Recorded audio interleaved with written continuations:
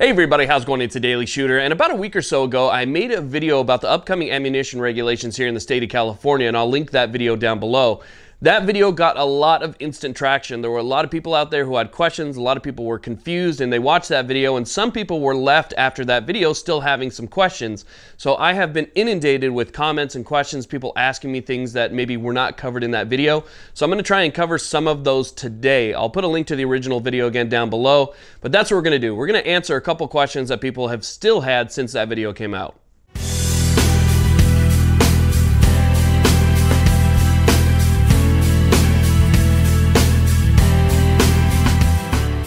Now, before we get started, I do want to mention that I'm going to do my best to try and stay on top of these regulations and laws as they come down the pipeline and let you guys know what might be affecting you in the future. Now, remember, I'm not a lawyer, so this is a little bit difficult for me. This is not legal advice. I just want to let you guys know what's going on so that maybe you can stay in the loop and keep yourself out of trouble. Don't kill the messenger. I didn't create these laws. I'm just trying to help keep everybody else informed. So with that in mind, if you're interested in videos like this coming up, hit that subscribe button and I'll do my best to keep these videos coming so that you guys kind of stay up on what's coming up in the near future here. Now, the first thing I want to talk about, or the first question that I want to answer, revolves around the amount of ammunition that you can buy. This has been a big one. This is probably the biggest one to come into my email box since I made that video. People are wondering, hey, is there a limit to the amount of ammo that I can buy right now? And the answer is no. As a matter of fact, I would encourage you, if you're watching this video before January 1st of 2018, to take whatever money that you can afford, whatever money that is responsible for you to afford, and go out and buy as much ammunition as possible. And I know there's going to be people in the comment section that are going to say, dude, you're going to start a panic. Well, good. You know, people should be panicked. We had a chance to fight back at this over and over in the years past, and they all failed.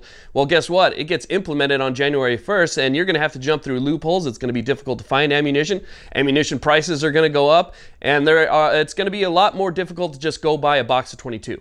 So if you can afford it, go buy ammunition now. There is no limit to the amount of ammunition that you can buy right now. There is no limit to the amount of ammunition that you can buy in 2018. And from what I see, there is no limit to the amount of ammunition that you can buy in 2019. Obviously, in California, things are fluid. Things change a lot. So who knows? Maybe they'll introduce some type of new law or legislation that will limit the amount that we can buy. But as of right now, in the foreseeable future, there are no limits to the amount of ammo that you can purchase. Now, before we continue on to the next question, which is a big one, I do also want to mention that over on the Firearms Policy Coalition website, they do have a really good Q&A page. So if you're interested about assault weapons ban stuff, ammunitions ban, importation, featureless versus mag-locked, and different things like that, I'll put a link down below. You can head over there and you could read the Q&A section for yourself. I'm not affiliated with them in any way. They don't pay me, but I find it a very good resource. Okay, so here's the next question that I get all the time. The question basically, even though it's worded differently each time, is usually the same. Which is, I heard there was a lot more stuff coming down. Don't we have to have background checks and stuff like that? Okay, and the answer to that is yes, but not yet. Okay, so the rest of the laws, so let's talk about the first two that are coming down. Vendor licenses were supposed to be issued or begin to be issued on July 1st of 2017. Those vendors were supposed to have those permits in hand by January 1st of 2018 so that those vendors could still sell Californians ammunition. But there was a little bit of a delay, so now we're having a whole bunch of problems and not everybody has a vendor license. So FFLs are handling a lot of the ammunition transfers that are going to be taking place after January 1st of 2018. So those are the two things that have taken place so far, and they all revolve around vendor licenses for ammunition sales, okay, and purchases, things of that nature. We still have several things that are coming down the pipeline in 2019. They all take place, or they all take effect, excuse me, on July 1st of 2019. These have to do with background checks, okay? Background checks, face-to-face purchases, ban on importation of ammunition. There are actually quite a few things that are going to be taking place on that particular date. And as a matter of fact, I have a list of all the dates. I'm going to go ahead and I'll put it on the screen somewhere over here so you guys can take a look at it. Let me move over so I can put it right here. And you guys can take a look at the dates for ammunition. Okay, these are the dates that everything is going to take effect. And you can see that the first two are 2017, 2018, but then several take effect come July 1st of 2019. So if you guys can, pause that and read it, you can see that, we still have a lot coming down the pipeline. There's still a lot to fight about.